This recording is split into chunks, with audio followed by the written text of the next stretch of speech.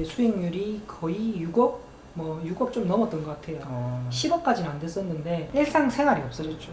뭐 아기가 아프든 가족이 무슨 일이 있든 코인에 이제 거의 중독된 거죠. 그때 거의 하루에 한두 시간밖에 안 잤어요. 실패를 하면 이제 이혼하는 거 이혼관계예요. 안녕하세요. 반갑습니다. 뭐 간단하게 예. 자기소개를 좀 부탁드리겠습니다. 예, 저는 지금 현재 그 카페를 하고 있고요. 4년 전에 이제 비트코인에 관심이 많아가지고 그때는 이제 밤잠 못 자고 이제 열심히 비트코인에 이제 투자도 하고 공부도 하고 했었고 현재는 이제 관심은 있는데 이제 투자를 추가를 하기에는 또 이전 비트코인 때 힘들었던 상황이 다시 올까봐 이제 두려워서 아직은 접근하지 못하고 있는 평범한 자영업자입니다. 그러면은 전에 이제 비트코인을 투자를 했던 시기하고 어떻게 투자를 하시게 됐었던 건지 좀 간단하게 얘기를 해주세요. 저는 비트코인을 2017년에서 2018년 정도에 했었고요. 예. 그리고 시작했던 시기는 남들보다 굉장히 빨랐습니다. 그래서 제가 초기에 들어갔던 투자금이 한 3천만 원 정도 됐고요. 그때 이제 수익률이 뭐 6억 좀 넘었던 것 같아요. 뭐 다른 분들은 어떻게 받아들일지 모르겠지만 네. 돈을 너무 많이 버니까 이제 가족이랑 괌에 여행을 갔어요. 예. 해외여행을 갔어요. 근데 갈 때 핸드폰을 매일 보니까 네. 이제 핸드폰 가면 또 여행 가서도 핸드폰만 볼 수는 없으니까 그렇죠. 여행 계획을 다 짜놓고 핸드폰을 한국에 공항에 공항 제 차에 놔두고 네. 갔어요. 제 차에 전부 다 놔두고 네. 그 폰을 놔두고 이제 괌에 갔죠. 그래서 괌에 가가지고 뭐 4박 5일인가 5박 6일인가 있다가 네. 여행도 하고 뭐 시계도 사고 가방도 사고 뭐 사고 싶은 거 다 샀어요. 네. 사고 싶은 거 다 사가지고 한국 돌아왔죠. 세금 신고까지 했습니다. 돈이 많으니까. 돈이 많으니까 세금 뭐 당연히 해야 되는 거지만 그렇죠. 당연히 해야 되는 거지만 어쨌든 100% 세금 신고도 다 했어요. 예. 왜? 돈이 많으니까. 그래서 신고를 했죠. 예. 신고를 해가지고 이제 차에 탔어요. 예. 차에 타가지고 핸드폰 전원을 켰죠. 예. 말에 반토막이 나 있더라. 여러분 뭐 코인이라는 게 급상승했다, 급하락했다를 수시로 반복하거든요. 예. 그래서 이제 제가 핸드폰을 놔두고 갔던 이유가 어차피 반토막이 나도 다시 올라갑니다. 그걸 몇 년을 겪었던 거예요. 그 당시에. 그 당시에 계속 겪었기 때문에 네. 대수롭지 않게 생각했는데 반에 반토막이 나 있으니까 조금 심리적으로 불안하더라고요. 예. 그리고 그때부터 코인의 하락기가 시작이 됐어요. 그때부터 이제 본격적으로. 그때부터 본격적으로 하락하기 시작했어요. 그래서 이제 중간에 뭐 남들이 만지지 못할 수익일 때 예. 뺄까 고민도 했는데 근데 너무 큰 수익이 한번 나와 놓으니까 그게 빼는 게 쉽지가 않더라고요. 그렇죠. 왜냐면 뭐 예를 들면 제가 6, 7억 정도의 돈이 그대로 뺐다면 예. 거기서 뭐 대출이 보통은 뭐 60% 정도 되니까 예. 그러면 대출 받아서 집 사면 뭐 대략적으로 뭐 15억에서 20억짜리 집도 살 수 있는 그런 상황이었었거든요. 예. 근데 그렇게 다 날아가고 나니까 남은 돈 얼마 몇 억 해봐야 와닿지가 않는 거죠. 성공할 뻔했는데 파는 게 쉽지가 않더라고요. 차트상 이거는 힘이 없다. 예. 언제까지 떨어질지도 모르는 걸 알면서도 팔 수가 없더라고요. 바보죠, 어떻게 보면. 그때라도 팔았더라면 수익이 굉장히 많이 났을 텐데 근데 그렇게 던지는 것 자체가 많이 포기했던 것 같아요. 근데 저도 이제 주식 투자를 하면서 뭔가 확정을 짓는다는 게 굉장히 힘든 것 같아요. 손실을 네. 확정 짓는 것도 힘들지만 네. 이익을 확정 짓는 것도 그렇죠. 사람이 심리적으로 이 네. 욕심이라는 걸 자제하기가 정말 힘든 것 같아요. 그런 것 같아요. 그러니까 익절을 하고 나올 수 있음에도 불구하고 손절도 아니고 익절인데 그렇죠. 익절을 하고 충분히 나갈 수 있음에도 불구하고 내가 이러려고 이렇게 많은 시간을 투자해서 고생을 했나 뭐 그랬죠. 그럼 한 4년 정도를 투자하시면서 좀 느꼈던 점들 좀 얘기를 해주세요. 계속 숫자 올라갔다 내려갔다 하는 거를 보게 되니까 일상생활이 없어졌죠. 뭐 아기가 아프든 가족이 무슨 일이 있든 뭐 코인에 이제 거의 중독된 거죠. 이제 뭐 도박 중독이라고 봐야죠. 일종의. 그러니까 중독이 돼가지고 일반적인 생활을 하기가 좀 힘들었죠. 뭐 우리가 로또 걸렸을 때랑 아마 똑같을 거예요, 기분이. 로또 걸려가지고 제가 인생 역전을 했다고 생각했는데 근데 한순간에 그 돈이 다 사라진 거지 않습니까? 그렇죠. 그러니까 이제 열심히 살아야 될 그런 희망과 의지를 잃게 돼요. 그러니까 이제 제 생각에는 본인이 하고 있던 어떤 일들의 책임감을 가지고 살고 있었던 사람이 네.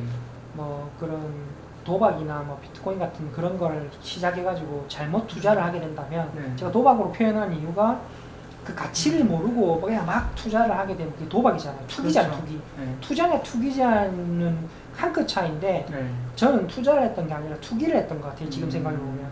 처음 시작할 때는 투자했지만 네. 이미 너무 중독이 돼가지고 거기서 벗어나지 못했기 때문에 투기가 된 것 같아요. 그러면 자기 삶이 너무 붕괴돼 버리기 때문에 투자를 하실 분은 코인에 대해서 긍정적으로 생각해도 좋지만 투기를 하실 분은 애초에 시작을 안 하는 게 좋아요. 왜냐하면 본인 자산을 네. 잃지 않는 것도 재테크 중에 하나거든요. 예.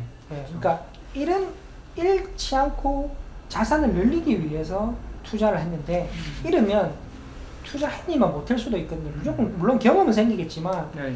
그 경험은 그만큼 뼈 아프다 이거죠. 손에 쥐고 있었는데 갑자기 사라져. 애기한테 과자 줬는데 과자 없어지면 울잖아요. 아, 똑같은 거네요. 예, 줬다 뺏는 거죠. 상처를 많이 받아요. 뭐 주변인의 놀림이 될 수도 있고 개인 삶이 많이 무너지니까 많이 무너지게 됩니다. 그걸 극복하는데 한 2년 걸리더라고요. 주식 같은 경우는 그 회사의 뭐 재무제표를 본다거나 이런 기준이 있잖아요. 네. 비트코인 그때 투자할 때는 뭐 어떤 지표나 기준을 가지고 하셨던 건지.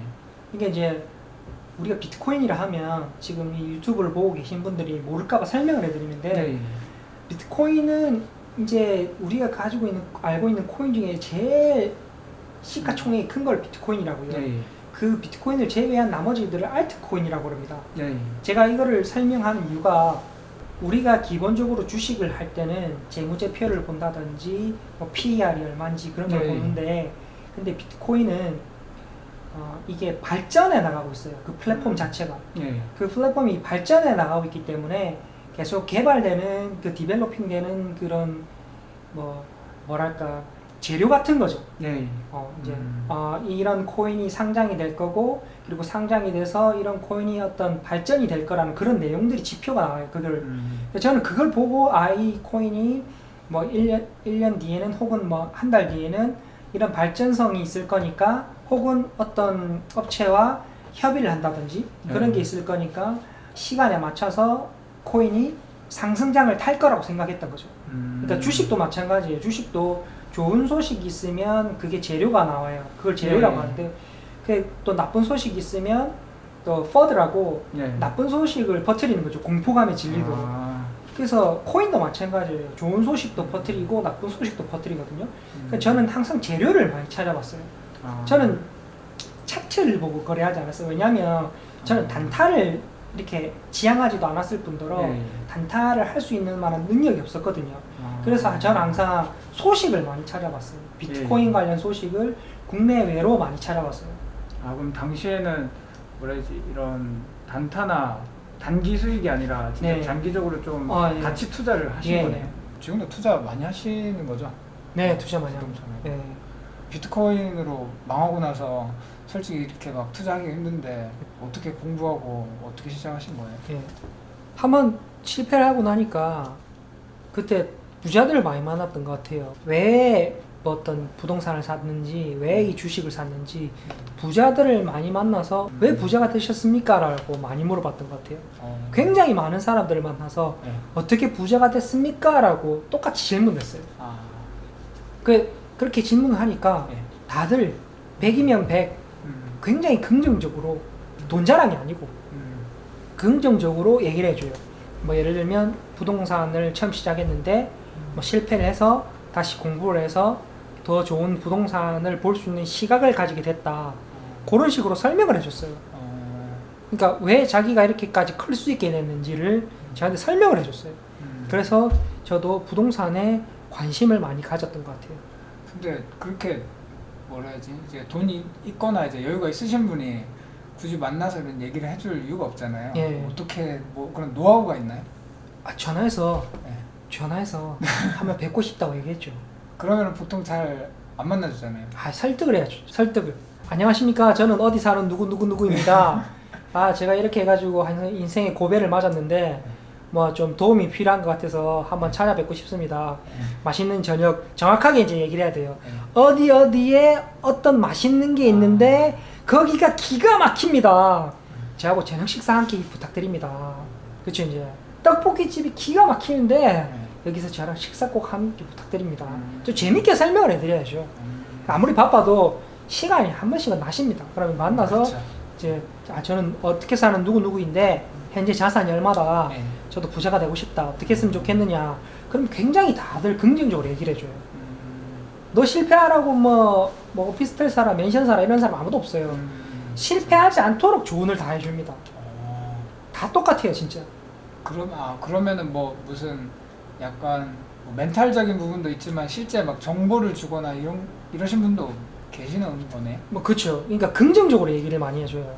그러니까 예를 들면 뭐 어떤 특정 지역에 거기는 투자 가치가 좀 별로 좋지가 않다. 개발이 없으니까.